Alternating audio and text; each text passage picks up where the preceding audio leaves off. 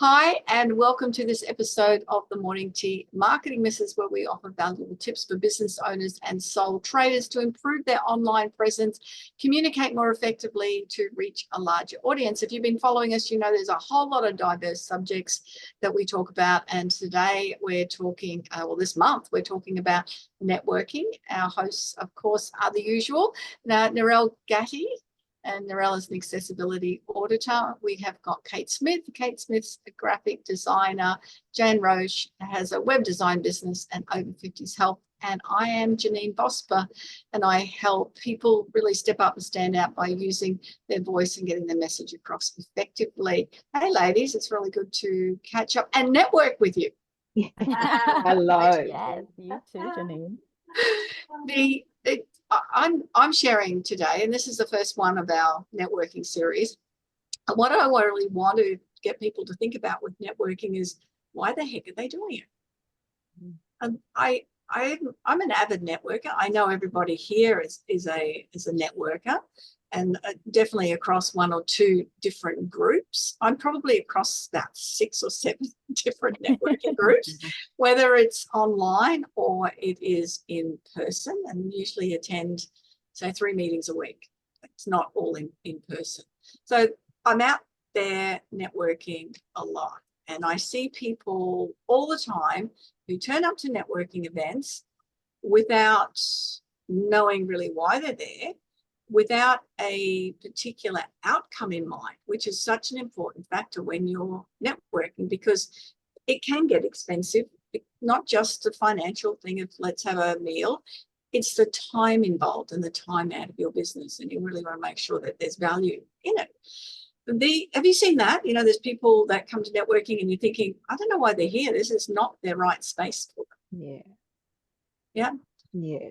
And some of those people, which is really interesting, I had a conversation with a client recently about the networking, and they said to me, the reason they network is to get themselves out of the house. It would be very, very easy for them just to constantly work from home. They said they're an introvert. They don't like necessarily big groups, but they've realized that if they're not out connecting with people, it's not for them. It wasn't a business building thing. It was purely to get out of the house and connect with other people. So that's such an important reason that sometimes we don't even realize that's why we need to be doing it. Mm-hmm. Sometimes it has nothing to do with the financial gain. It's a social thing, or it's learning, because a lot of networking groups have education or a talk by somebody who's trying to add value to the group that comes along. Yeah, and that's a really good point, Kate. It's figuring out, and that's what I do as well when I look at what's available for me through the week. I work around my client schedules, and when I'm doing coaching or playing golf, whatever is my priority, and I figure out who is speaking at this event, and is that going to be something that I really want to hear. If I'm tossing up between a couple of different events, it does make a big difference. Yeah. The other reason for me, because I work with small business owners and I help them deliver an effective pitch. So let's start work on that. A lot of events you go to, you have to stand up and deliver a 60-second pitch. And I see it done wrong 99.9% of the time.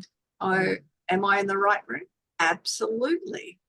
Because if you can then deliver a pitch that someone goes, oh, I remember that person, then you are taking those steps forward as a reason why you might be networking to be a little bit memorable.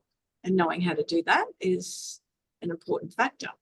We're not talking pitching, but if we are talking pitching, you talk about what you do for someone, not what you do. Different type of subject. We can go there one day. Well, speaking of reasons that you might go to networking, though, public speaking for me was massive. I hated getting up and doing like the 40-second talk. I hated that. It gave me like nerves every time, and I sat down with my heart pounding going, oh, I sucked. But now our group's pretty big. Last week it was 75 people, and I'm happy to stand up confidently and present in front of that many people now, which is yeah, massive departure from where I was at. So there's lots of perks to networking. That's really cool. I'm glad you brought that up because that's not something in my reality. Ah, you never got nerves, Janine? Not a lot. Oh my God. Not even You're ages ago. probably, like the only person on the planet that could say that, Janine. Mm, Yeah. But I it's know that the interesting. more you do it, Yeah. the easier it becomes. yes. Yeah. Yeah. But it's also interesting because I used to have huge nerves doing it. But the less I see, the less nerves I have because I can't see people's faces anyway. That's So nice. it is. It works so well because the only minus is though, you don't get that feedback from people's expressions and their body language. I miss all that. But I just don't get as nervous anymore. It's I can't see their faces. So That's interesting. I love it. Just on that, I know when I've spoken to big audiences, I'm thinking of particular, it's about 1,000 people in the audience, and I don't wear my glasses, which are for long sight, when I'm presenting. And it's exactly the same, Narelle. I have no idea what's going on out there in the audience. So I sort of keep smiling at everybody and figure out what, that they're listening and engaged. And I can see the people in the front nodding, and I'm thinking, well, that's it. I've got that. Good enough. Yeah. that's awesome. Look, I just was interviewed on a podcast just before we came on here, and we were talking about that nerves and whether that's something, how to overcome those, and the importance of going and practicing and doing things regularly. And as you said, Kate, that's made a big difference to you with your networking. So that is definitely another big advantage, as you said. Thank you for bringing that up because it's not something I would have thought of. But one of the things I said on this recording is if you get the opportunity to go last, then go last. It's the most important spot in the room because everyone is sitting there thinking, what am I going to say? Am I going to say this? Have I got this? Well, have I put those? Oh, I don't know. Was someone else spoke before me? That's true. We're all nervous about what we're going to say and preoccupied with what we're going to say. We're not listening as well as we could be. Correct.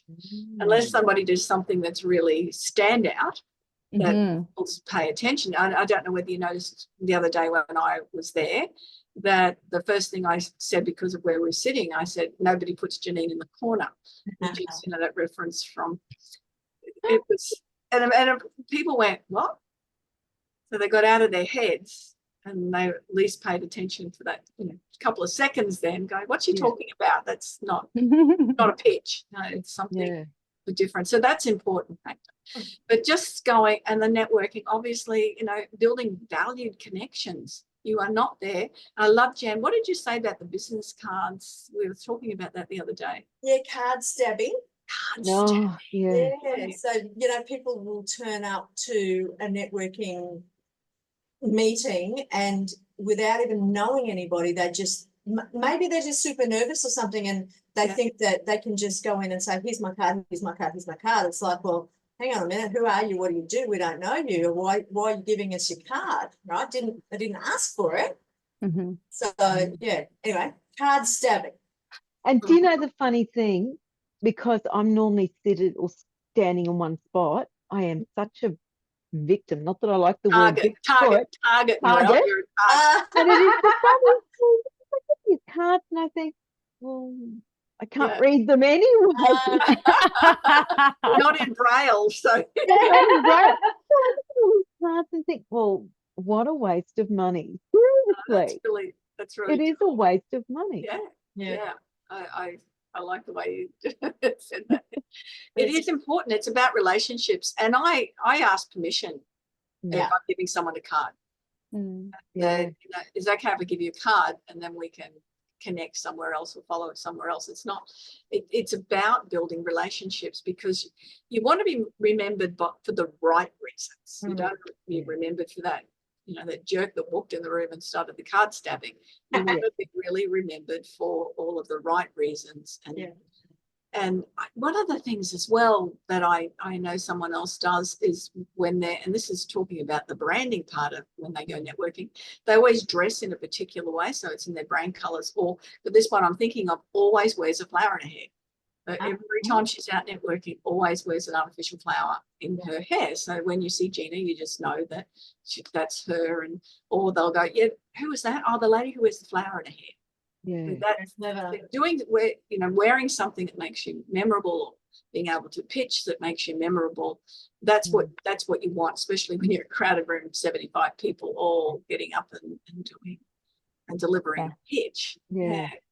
But I know a that's lady who wears a cowboy hat every time she goes networking. That sticks with okay. people. It does. Cowboy or a cobra? Let's get this, excuse me. No, it's like it's actually a cowboy hat. It's not Australian at all. It's Oh, like a well. very American cowboy. Maybe I got the Taylor Smith, Taylor, what's her name? Yeah. 10-gallon hat or something. Is that what they're called? I can't remember. Yeah. Yeah. Taylor Swift. Taylor Swift. I had That's to it. think, yeah. That's really bad. Not remembering her name. Yeah. She's certainly done a brilliant job of branding herself. Phenomenal. So that's just sort of thinking about those reasons. One is to build connections. When you build connections, you then have an opportunity to people to either buy from you or to refer you, which is an important factor.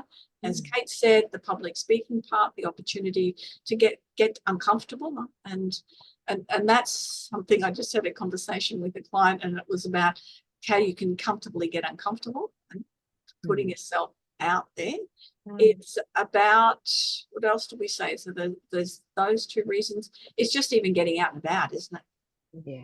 Yeah. So sure. Can you think of any other reason Atmosphere. that you might want to go networking that make it valuable use of your time? I think just communication, practicing your own communication skills so that people actually do get what you're doing. Yes. Yeah. Practicing explaining how you help people. Yeah. I would also add just collaboration in general. So when I started networking, I just started my business and I had no idea what I was doing. And just being in a room of other entrepreneurs and people who'd been doing this for years, or people who were also starting out but maybe knew something that I didn't, it was great to chat with those people and get their perspective. And if I have a challenge, I often put it out to someone. They go, oh, you just have to do this. And suddenly I had the answer. So I think this collaboration piece, both on a professional level, like I collaborate with different professionals to deliver services, but also just on a personal business level, like to solve problems in your own business. Yeah, it's a good that's reason. really important. No, and that's part of that learning as well. That was another reason. Yes. Yeah. May go networking is to learn new skills. So I think that the biggest takeaway, just really figure out what is in it for you when you go networking. So not what is in it for you making the sale, but you personally, what's the benefit, and then how you might be able to help other people with what you've got to offer as well. It's got to be a two-way street. It wouldn't be for everybody. So yeah. Oh, all right. And so this month you'll listen to different ideas about networking. Everyone's got something to share that's relevant to their expertise. I'm looking forward to hearing those. And that's another episode of the Morning Tea Marketing Missus. So glad that you could join us. Remember to follow us on YouTube and to subscribe so you don't miss an episode. And if you see us out and about in any of the social media, then remember to like and comment. We look forward to you joining us next time on the next conversation. Fantastic. Thank you.